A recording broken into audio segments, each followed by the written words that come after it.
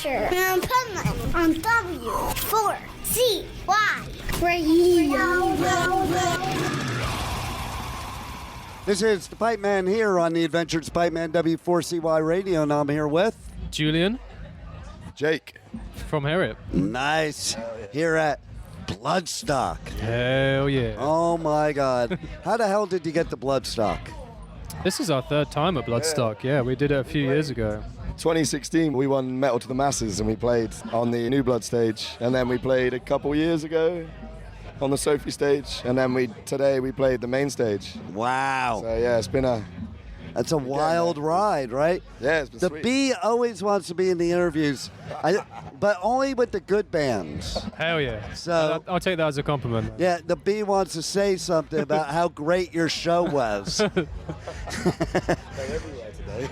So what was it like playing on the main stage after your whole journey of Bloodstock? It was a lot bigger than I remembered. Yeah, I was looking forward to it, and it was very daunting when we turned up and started setting up. It looks a lot bigger from the back. I mean, last time we were here, we saw Lamb of God headline the main stage, so they probably had a lot more production, so the stage looked a lot smaller from the side. Right? We felt like a small fish in a big pond. You know what? Don't feel bad, though, because I was just doing another festival where Sleep Token headline, and they felt the stage was too, I heard, they felt the stage was like big for them. And same with at Hellfest, Heilung. Oh, yeah. They played the main stage and they actually didn't like it because it was too big for them.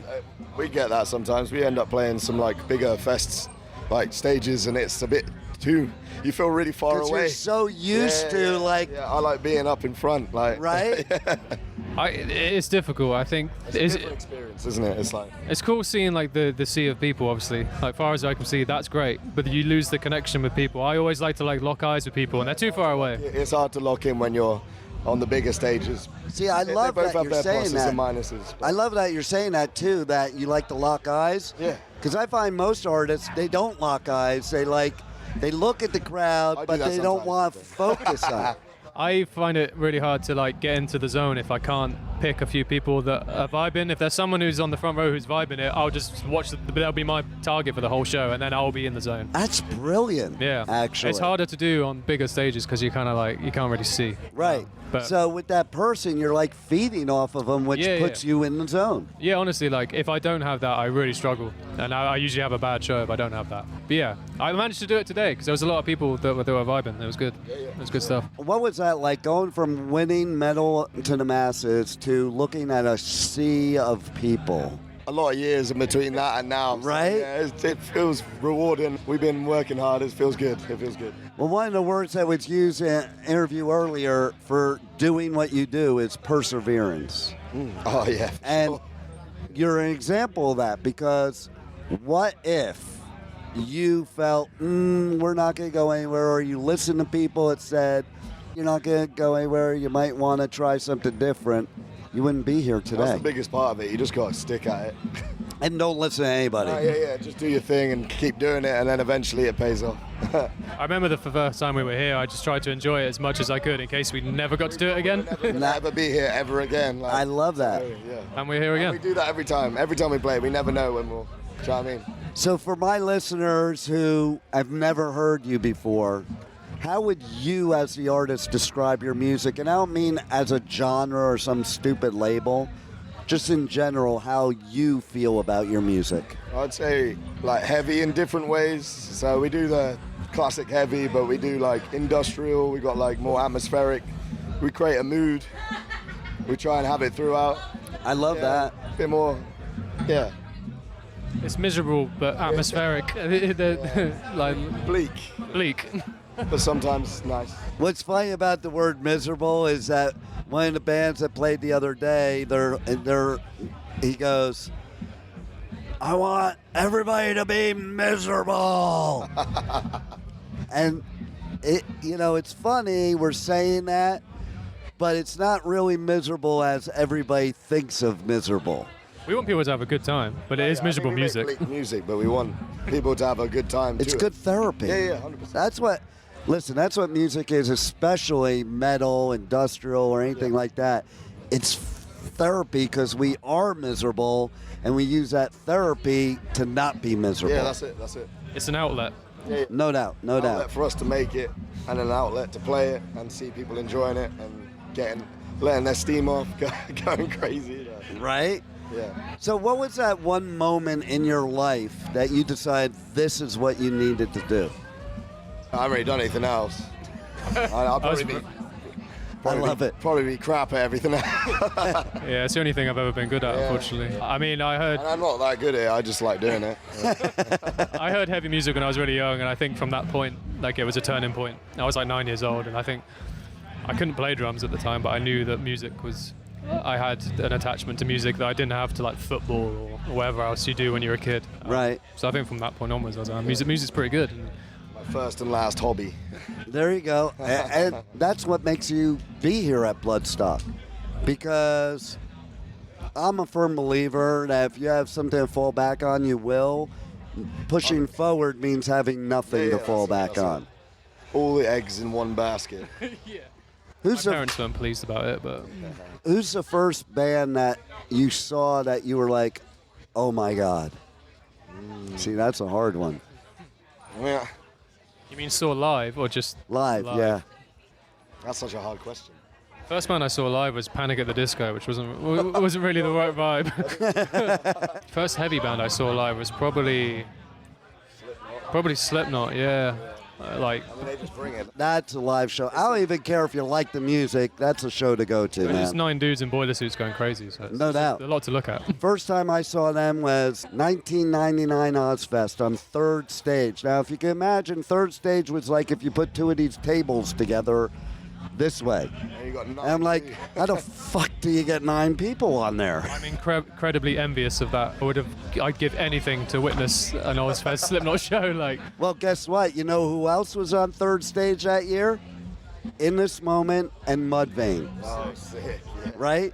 Like, and see, to credit to the great Oz, who's no longer with us, but if it weren't for Oz doing stuff like that, you wouldn't have these bands so many of my today. favorite bands wouldn't exist if it wasn't Exactly. for Ozfest. My answer to the question, if it's not a live band, like I remember hearing Sabbath in the car with my dad when I was like 5, and I was just like, this evil is Nice. make this evil music. Like, Do you remember what song really got to you? It would have been Black Sabbath. Yeah, it would have, like, literally put it in, self-titled, in the car.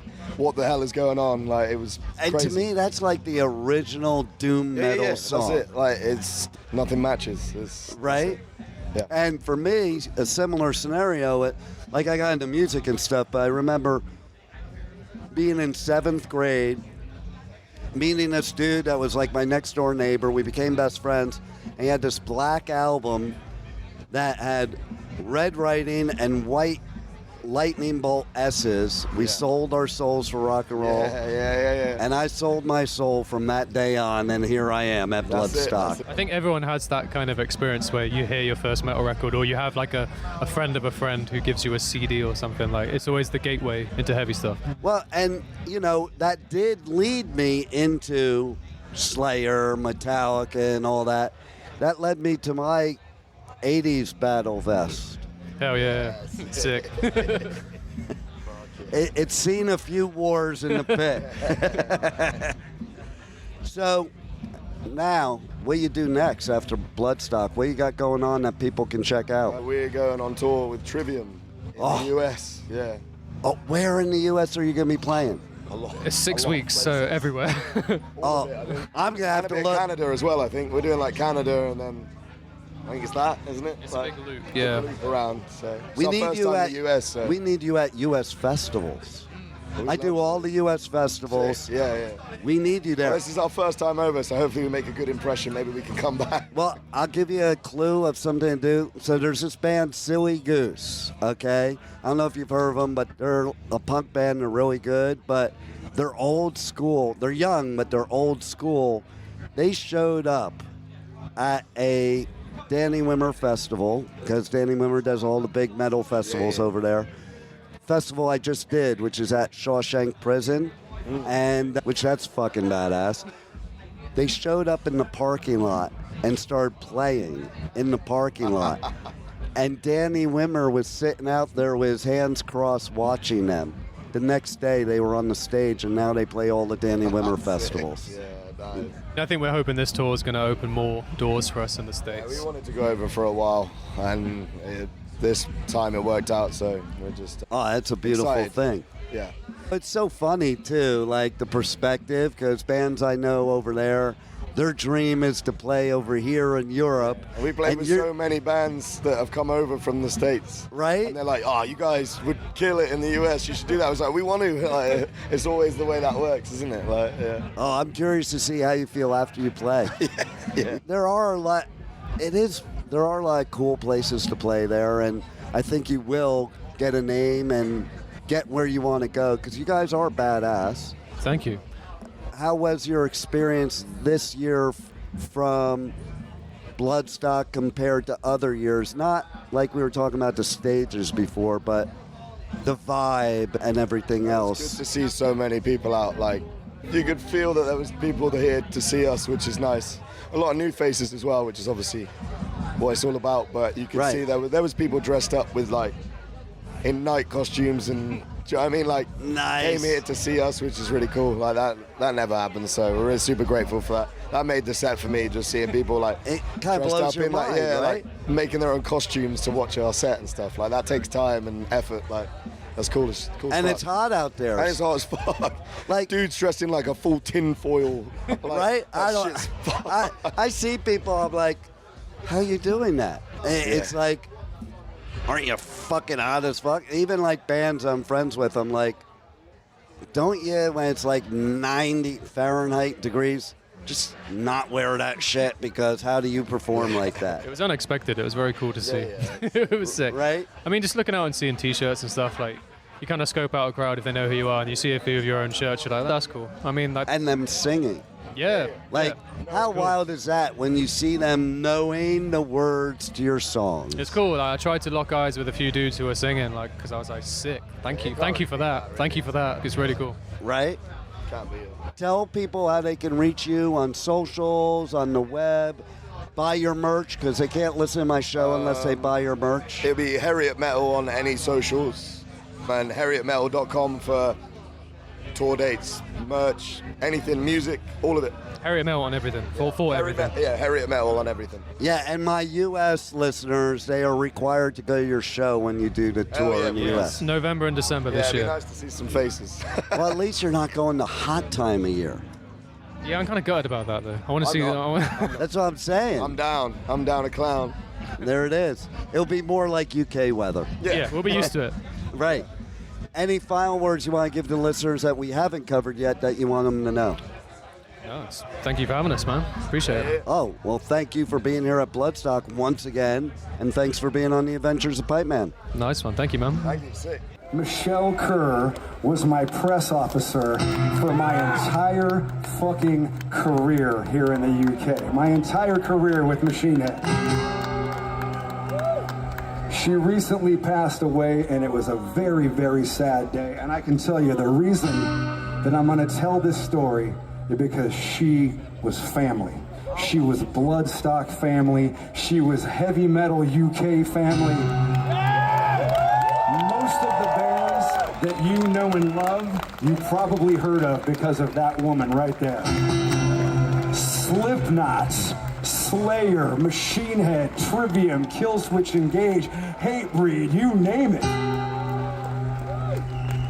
She helped lift everybody up, man. She helped lift everybody up. And in so many ways, she helped make this entire music scene, this incredible, beautiful community that lives here at Bloodstock, man. She helped make it. So ladies and gentlemen, please make some noise for Michelle Kerr.